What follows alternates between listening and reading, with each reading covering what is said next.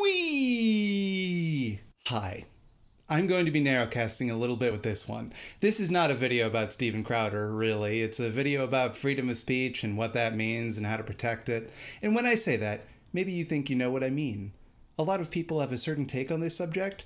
The idea that, although we may not like Steven Crowder's shitty behavior, we must defend his right to perform it on YouTube, lest they crack down on us later. If we demand YouTube do something about harassment on its platform, we're handing over the reins of censorship to an evil corporation. That is not my position. That is actually the position I intend to rebut with this video.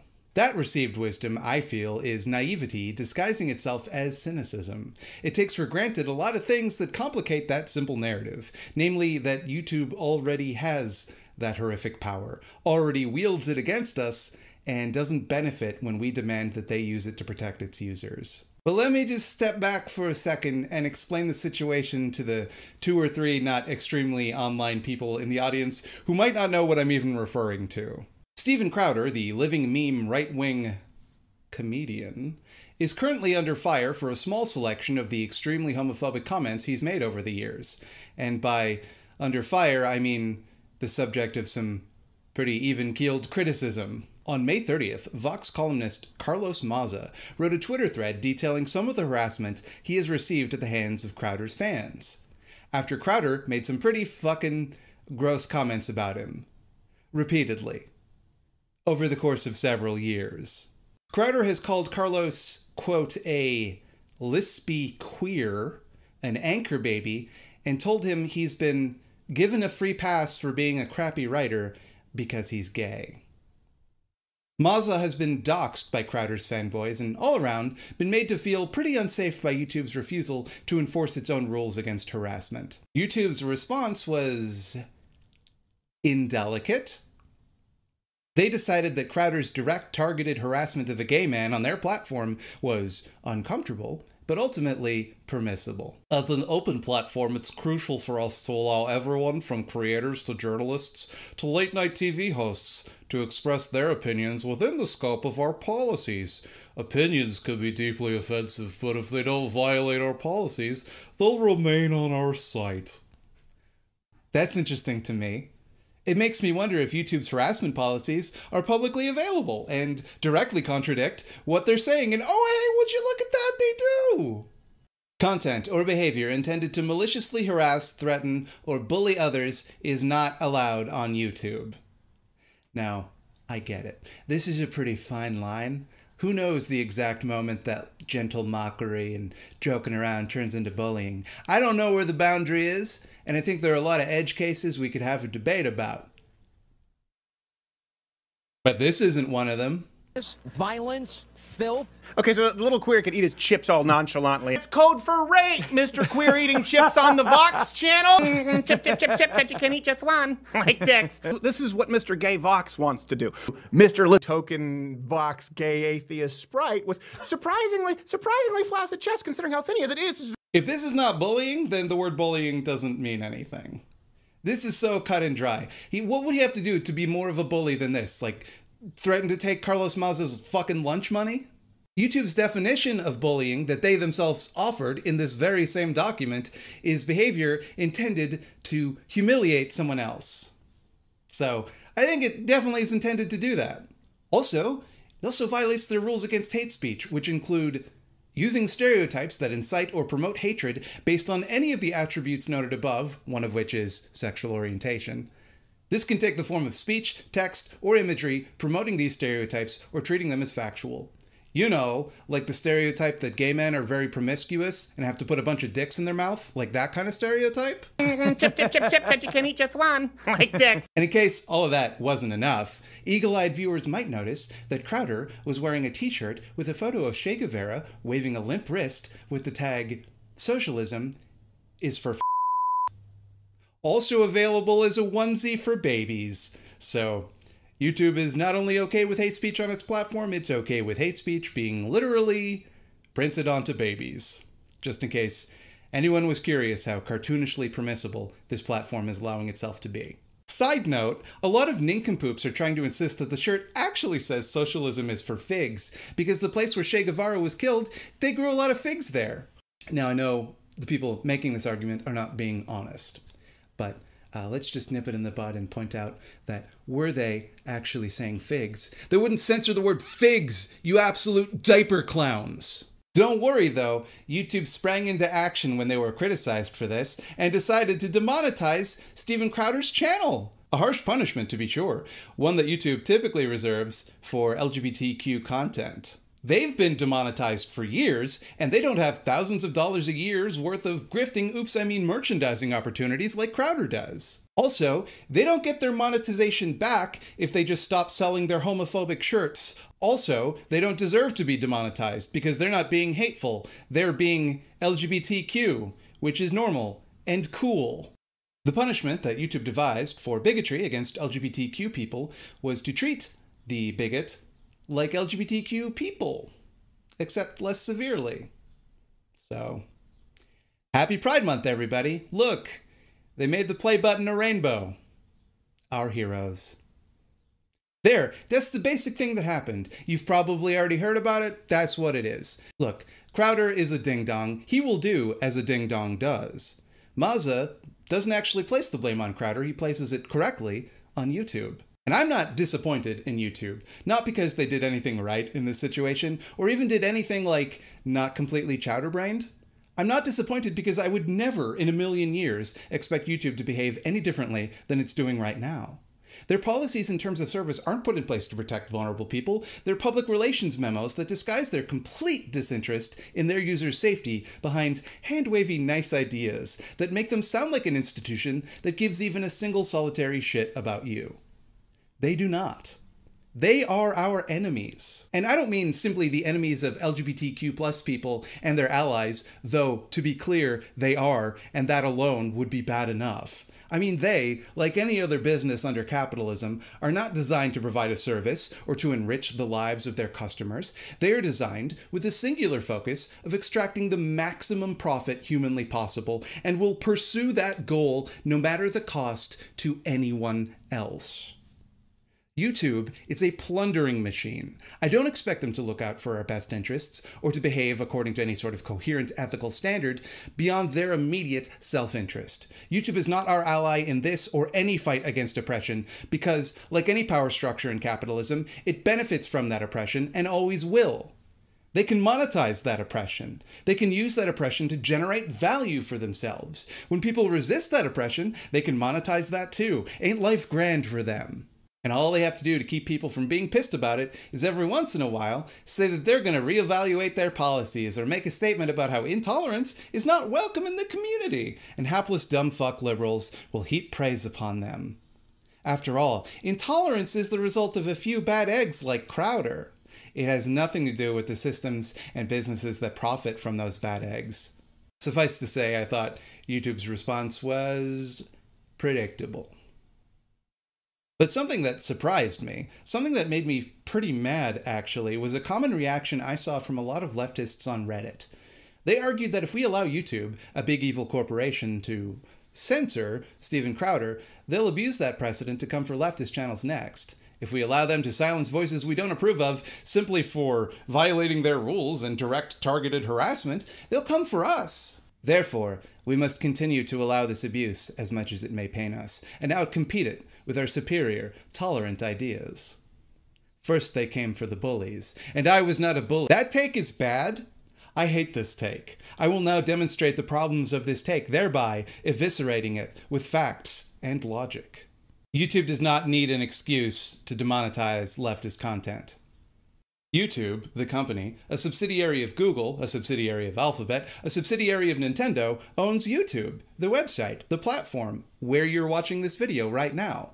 They make the rules, they enforce the rules, and nothing, literally not a single goddamn thing they do with it, is within our control.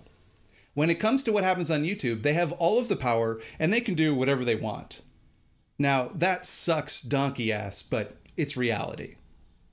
Let's say I'm John YouTube, the Chief Entergagement Officer of YouTube. I decide that, you know what, all of these commies are cramping my style. They're not worth the measly little ad revenue they bring in because they might inspire the proletariat to rise up against us and take my cool website and make it better for everybody, and then I can't make any money from it. They don't need and aren't going to wait for an excuse when they feel that leftist content is too dangerous for their bottom line, and make no mistake, that day will come. They'll just do it. They won't justify it. They won't admit they're doing it. They'll just make some changes to their TOS and then just delete willy-nilly, and you can bet your buns it won't generate angry statements from the media or Ted Cruz about how we have to protect freedom of speech. There won't be a backlash. It's a perfectly safe thing for them to do. See, what you have to understand is that the right-wing outrage machine is finely tuned to protect all manner of abusive ding-dongery. These astroturfed phonies come together in rhetorical lockstep, not because they understand the importance of solidarity better than the left does or whatever, but because they're all funded by the same few rich ghouls. They all have the same few pet causes. There is no leftist billionaire equivalent pumping out like Marxist agitprop because billionaires have no interest in destroying the mechanisms by which they became billionaires. So when Crowder finds himself in a bit of a pickle and he's being criticized by leftos, he has a bunch of other powerful media figures and outlets that have a vested interest in protecting him. If, say, Sean Skull came under similar criticism, there are no magazines or advertisers that give even the slightest shit. The use of leftists to these platforms is that we occasionally generate clicks. You clicked on this video, that's it. But rightos? They have millions of dollars in think tank money. They spend millions on advertising on these platforms, including on leftist videos. So even the leftist videos are only useful to YouTube as long as the right wing says they are. They rake in tremendous amounts of sticky, icky cashish in the forms of donations and brand deals. To put it bluntly, they're just a whole hell of a lot more profitable. If you cave to right-wing pressure to ban leftist content, you might make a few communists angry. Big deal. Communists already don't like you, you big rich jerk. I'm a communist. I can confirm. I hate your guts. But if you cave to left-wing pressure to ban right-wing content, you make advertisers and investors angry. Which do you think factors more heavily into YouTube's decision-making process? There's no risk in shutting down leftist speech, or even just any speech critical of the right online. Want to know how I know that? Tech companies do it all the fucking time. Right now. Already. YouTube and other tech companies are already silencing dissident media. In the wake of Crowdergate, YouTube was desperate to convince people they were taking the threat of hate speech on their platform seriously. But at the same time, they were also desperate to not have to do anything and to not have to spend any money. Their response was to algorithmically search for and automatically delete hate speech based on certain signifiers. Can you guess what happened? It started flagging things which attempted to respond to or educate people about hate speech. Like this video from Max Blumenthal tackling the Holocaust revisionism of man-ghoul David Irving. In one case, they deleted a response to Steven Crowder during one of the brief breaks he took in between hate speech outbursts to simply be wrong instead of wrong and hateful. This video by Progress Voice attempted to respond to Crowder's misattributing of a quote by Gregor Strasser to Adolf Hitler. The video by Crowder, with the same subject matter, just, you know, with the details wrong, didn't get touched. So for those of you keeping score, YouTube's response to someone being a bully and a bigot on their platform was to create a method to silence people that criticized him but leave his speech untouched. And still, he complains that he's being censored, and still, there's outrage on his behalf. I saw maybe 2 tweets about Progress Voice's video before it was reinstated. Now, I get it. Progress Voice is a small little channel, but one would think that if this were actually about free speech, or whatever, people would be angrier about the little guy actually getting silenced, rather than the millionaire no longer getting paid to speak. Or how about the time that Tim Pool and the alt-right creeps in his orbit managed to get anarchist news site It's Going Down taken off of Patreon? Do you want to know where I learned about that? From It's Going Down, not from fucking Forbes. And speaking from a more personal place, just look at all the videos that YouTube thoughtlessly deletes after mass flagging campaigns by right-wing trolls. Everyone from Sean Skull to Three Arrows to motherfucking Big Joel of all people have had videos removed and had to fight like hell to get them put back up. Think about the smaller channels without a big audience or community behind them that had this happen to them and nobody even knew. The chuds won't mass flag me though, no matter how hard I try to bait them into it. Obviously, they're afraid of me and my enormous muscles. That's not even getting into all the state-sanctioned repression of leftists that's well documented. Corporations could just lean on something like that. COINTELPRO, the House Un-American Activities Committee, just straight up murdering people like they did to Fred Hampton. There's no shortage of ways to shut up inconvenient leftists when they get too close to teaching people subversive ideas. We don't gots to get hate speech removed from YouTube for them to start silencing leftist voices. They're just going to do that either way. But okay, maybe the far right will go tit for tat and demand we silence leftist voices for retaliation. In fact, they always do. In fact, a lot of the examples I cited were them doing exactly that. They will fight back, and in a lot of cases, they will fuck us over. And we should fight them anyway. It's worth the risk. Anything cool or good we can possibly do will be met with retaliation from reactionaries. That is a fact of life. Now, maybe that's not worth it for you personally. Maybe you're in a vulnerable position and can't afford to open yourself up to that kind of risk, and that's fair enough. For everyone else, for people like me, you don't give in to bullies. It will never make them stop.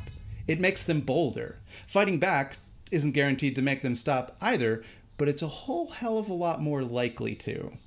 Getting hate speech taken off one of the largest media platforms on Earth, responsible for 11.4% of all web traffic globally, is a fight worth having. Not just because we don't like hate speech, or because we have a difference of opinion, but because it causes real harm to real people. Let's not forget, this whole controversy started because a gay man complained that every time one of these videos gets posted, he gets loads of harassment. He got doxxed. Should we just tell him to ignore that? To suck it up? Is that the type of community we want to be?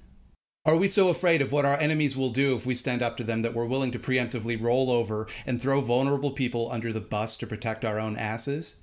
Good fucking luck getting them to risk their lives in our revolution when we won't risk our fucking YouTube monetization to protect them.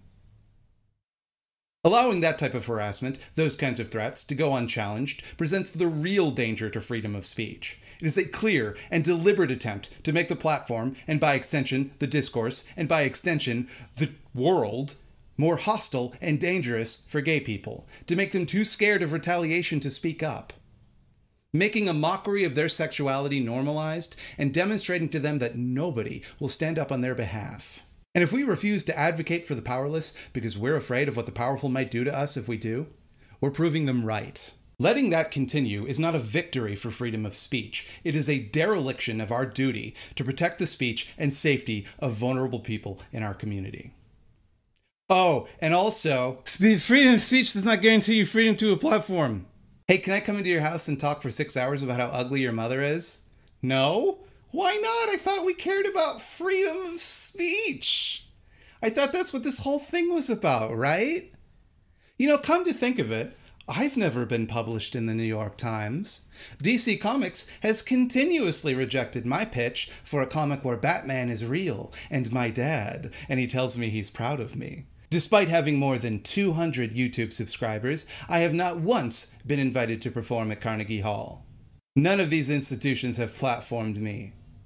Am I being censored? Make no mistake, I believe Crowder has the right to say whatever he wants, to believe whatever he believes, to be as hateful and unfunny as he wants. I think pretty much everybody agrees with that. I do not believe he is entitled to do it on any platform he so desires. I do not believe we owe it to him to allow him to amplify his messaging with whatever tools he wants to use. Freedom of speech is a human right. Freedom to have a YouTube channel ain't. You can have your YouTube channel deleted if you use too much copyrighted music. I don't hear anyone talking about the freedom of speech implications of that, but when it comes to hate speech, suddenly everyone is a fucking human rights scholar. Give me a break. Ah, but Thought Slime, you hamburger. YouTube and other social media platforms have such a monopoly that by all rights, they should be treated like the digital commons. And I can't say that I agree with that. They should be seized by the people, dismantled, and replaced with a more egalitarian alternative. But I get your point. Yes, big companies like YouTube do sort of resemble a digital commons, and removing one's ability to use them is like kicking somebody out of a public place, like, say, a public park. Now, let's imagine that I followed around Carlos Mauza in a public park, mocking his sexuality for years, and every time I did, a bunch of people joined in and made the park a nightmare for him, and then occasionally followed him home to demand that he debate me. People would be within their rights to try to get me banned from the park, because I'm making the park unsafe for other people in the park. Now, do I think YouTube should get to decide who can and cannot use their platform? Absolutely not. But right now, they sure do get to control that, and if we don't keep constant, immediate pressure on them to use that power in ways that are safe for us, they'll just do whatever they want to do. Whatever they judge to be best for their bottom line, and that sure as hell ain't gonna be good for us. This was never a fight about freedom of speech. This was a fight about marginalized people demanding that huge institutions who have enormous power over them don't leave them vulnerable to abuse. I understand why people make this argument. I really do. I agree with a lot of the logic that builds up to it. We shouldn't hand over the power to censor public discourse to YouTube. That's a horrifying dystopian idea. But that ship has sailed. They have that power, and they've had it for a long time. I want very badly to take that power away from them. I don't like the idea that a bunch of shareholders in a fancy room somewhere get any say in what 11.4% of web traffic looks like. It enrages me. I live for the day that we strip them of their power and seize control of the apparatuses that they have used to accrue that power. And that day will come. But it's not here yet. So if we sit back and let them use that power however they please with absolutely no pushback, with no outcry, that only makes their grip over us stronger. YouTube doesn't want us able to challenge their decisions, to make thousands of people mad about the lawful exercise of their absolute power. They want us to be quiet. You're not taking anything away from them by letting them continue hosting hate speech. They are not made more powerful when you fight to get that hate speech removed. If it benefited YouTube to remove hate speech, they would have done it already. It's not what they want. They like having the hate speech there because they make money from it. They might get rid of a token hate speech pigeon every now and then, but in the long run, they like having the hate speech. You're deluding yourself if you believe that sitting this fight out, or worse yet, defending Crowder, makes this platform safer, more open, or less dominated by rich ghouls. That's precisely what they're counting on you to do. Don't expect them to give you points for good behavior when it's your turn against the chopping block. I share your concern that they will crack down on leftist content and some both sides bullshit to dodge controversy. They're gonna crack down on us anyway, right? Why give them a reason? But frankly, if we're not willing to fight for the powerless in all circumstances, if we're not brave enough to use our platforms to defend people when they're being abused because we're afraid of what we might personally lose in the process, then we have no business making leftist content in the first place. Oh, and I guess I should just say this. Everyone who disagrees with me is a Nazi, and hate speech just means any speech I don't agree with. There. Have fun, comment section. Just go to town. Pretend I meant that. Have a blast, you little scamps. Hey everybody, I hope you're not too mad at me after this video. If you're not mad, why don't you head on over to patreon.com/thoughtslime, where people go to give me money for this.